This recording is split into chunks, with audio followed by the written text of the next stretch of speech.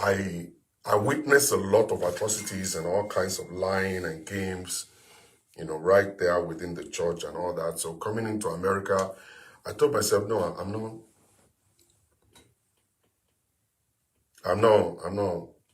not doing church anymore. I'm not doing pastor anymore. I don't want to be a Christian anymore. I just want to be me. So I took pastor off of my name, threw it in the garbage, and I just went to work. So when God came, found God when I stopped going to church. That was the activities were not there. The pastors were not lying. I wasn't seeing fake miracles. I was just me. And I was going to the field. I was working with the oil company. I was going to the field. So over there were 4 pastors there, the white people.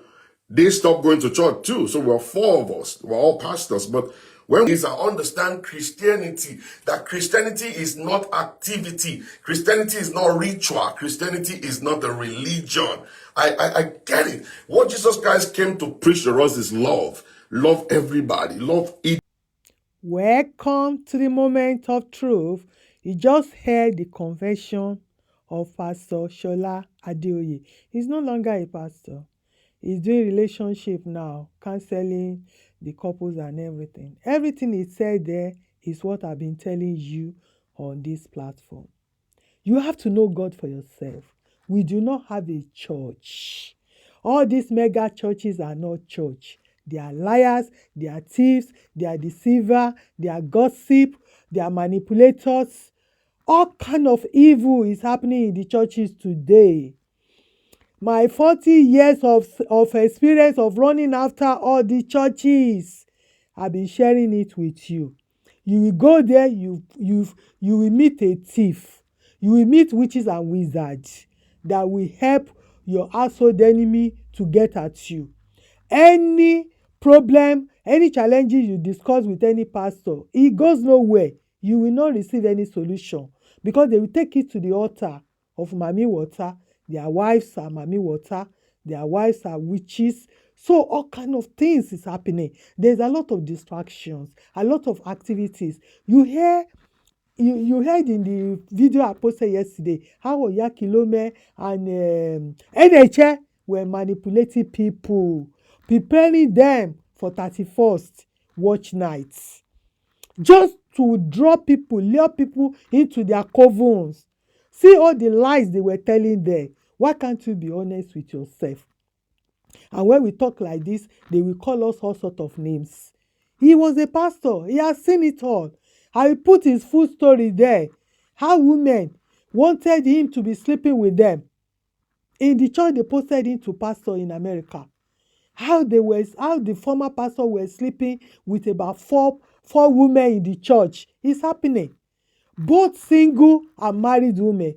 I've told you a lot of stories where pastor will come and be bragging, and someone came to my church and she was diligent and she had a baby. Now she stopped coming to church. After she stopped coming, now the baby had issues. The baby cannot walk. The baby does not hear. The baby is that church you want to go to? Are this the pastor you want them to perform miracle on you? Gospel, our Lord Jesus Christ, is not about miracles, oh. It's about salvation of your soul, oh. Isaac does not perform any miracle. John the Baptist did not perform any miracles, oh. And yet, Jesus says there's no one greater than John the Baptist. Use your brain. Majority of problem that send all of you to be running after all these pastors, to be worshiping them, is something you can take to God yourself, and God will help you with it. If only you can be patient with God. Be patient. Stay there until He had mercy on you. Stop running up and down. There's no salvation in any of all these churches. They are facing troubles. Look at Kumiyi children. They don't want to see Him. He's only up and down with the second wife now. Look at Oya Kilome children, scatter everywhere. They don't have life. They be telling you all sort of lies. Look at Oyedepo children, rift everywhere. He was warning people during his son's send-off. Don't talk about me. Don't join enemy to talk about me. He was warning them, strict warning. Strict warning. If you do otherwise, they will come after you in the spirit realm. If you leave their church, they will come after you in the spirit realm. They fight like tiger. They will fight you. They are quick to send arrows. They've killed a lot of people. Blood on their hands. Are these people the people you want to be mingling with? The people you want to be running after? They have no solution. Oh. They cannot find solution to their own problems. So all of you that is running after them, you are even better than them. You are better than them. But because you don't know your rights, you don't know your God, that's why you are running after small gods. Stay tuned and hear more from Pastor Shola Adeoye. I don't want to be hypocrite. I just want to be real. So I went there. So they posted me to Connecticut. I was in Connecticut for 1 year. It was hell. It was hell. The kind of Christianity that people do. Although I command Christianity boju ni roland back. You know, we lie, we just lie. There was a woman at the church at that time, or atrocities in people's lives and stuff. She will not pay tithe. She won't pay tithe that month, so that my salary won't be paid. And I don't want you guys to forget, I left a $15,000 job, $15,000 a month job to go and pastor in Connecticut, and I was earning $600 a month. So every time I preach about sin, she was stopping tight, and the church was probably like about maybe like 10, no, it was like 7 members. And she would not pay tithe. Our old tithe at that time was like $500. So she won't pay tithe so that they won't be able to pay me. So, and then eventually, I found out that she used to sleep with the pastor that was there before. And the pastor that was there before me slept with about 7 or 8 other ladies within the church. Because in Connecticut, there are actually a bunch of single mothers there. So when I came, and I was a bachelor too, my wife was in Nigeria, so they felt like this guy is going to be like the other guy that, kind of stuff.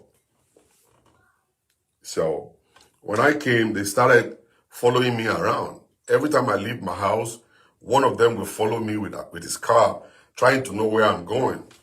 And then if I enter any building, they'll call me on the phone, I'll pick it up, they were like, Pastor, where are you? I was like, oh, I'm trying to check out some stuff here. So they were following me all around for almost about, I don't know, maybe like about 6 or 7 months. They followed me around, just trying to catch me, to know what I'm doing.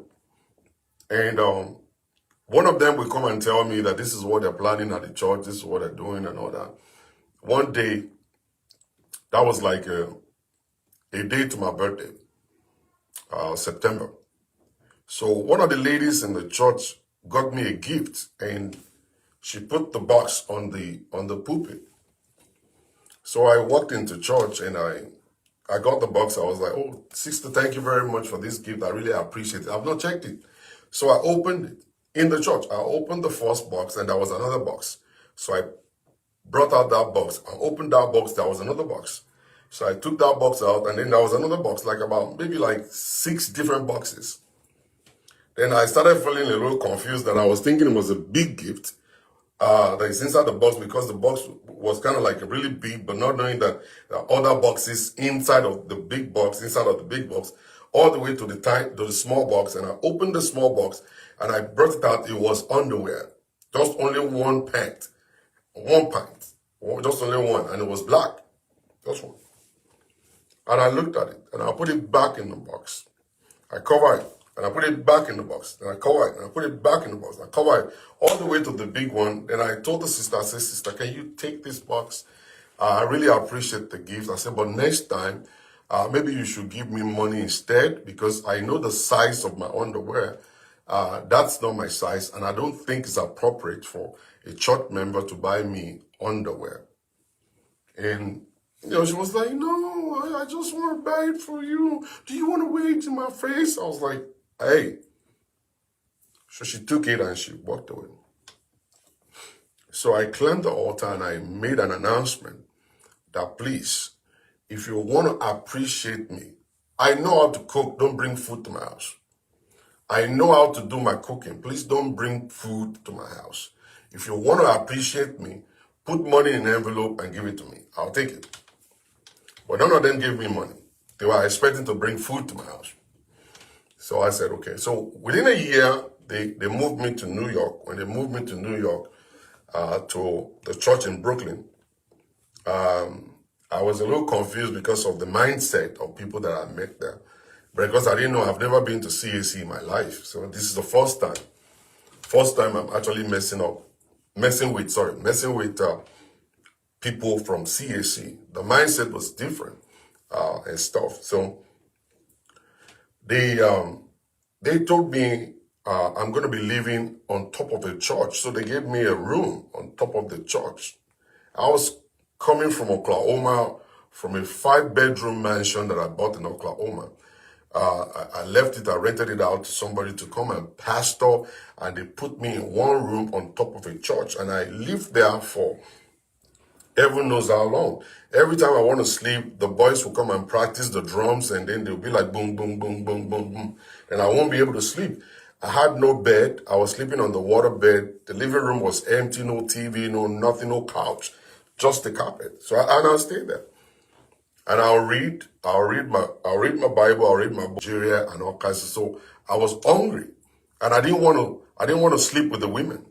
I didn't want to sleep with them. If I wanted to sleep with the women, I'll be very rich. I'll be making a lot of money. There was a time one lady was bringing fish to church for me, and she'll bring fish, me, I'll take it and eat it. Bring fish, I'll take it and eat it. So one day after like about 2 months, she stopped bringing the fish. So I asked her, because I was so used to the fish, I always expect the fish every Wednesday. And I asked her, I said, "Oh, madam, where are you? No fish today?" And she said, "Ele tazingwe wa kilo da." And I was like, "But you didn't tell me that's a conditional fish. You didn't say it's a conditional fish. I didn't mean you said this is conditional. I would have asked that what is the condition behind this fish. And if I'm able to fulfill it, I'll say yes. If I'm not, and I'll say no." That was the end of the fish. So now, no regular pastor like them. I know it. I could feel it. I could feel it inside of me, in my brain. I understand it because see, there's a message I'm putting together. The church. You see, when you want to have an encounter, you can't do it. It's not possible for you to do it in the church. It's going to be difficult. You can't find him. God is not. God could meet you there, but the distraction is too much that you will not be able to find God within the church. The distraction will not allow you to. The activities will not allow you to. The discrimination will not allow you to. Will not allow you to. The hatred within the church, the fighting within the church will not allow you to be able to have a connection with God. So you need to leave the church to find God.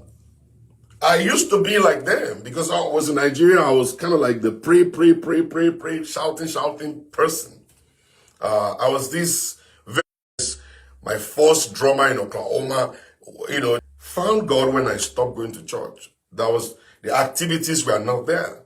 The pastors were not lying. I wasn't seeing fake miracles.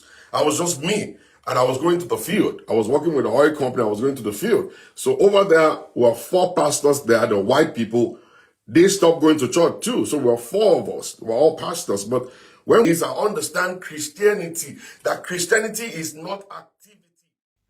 Thank you, my people, for listening. You just heard it all. Jesus Christ does not have a church. No, you don't need to go inside that shrine called church to pollute your own destiny. Know God for yourself. You can worship God anywhere. That's our clear message. I see you on my next video. Bye for now.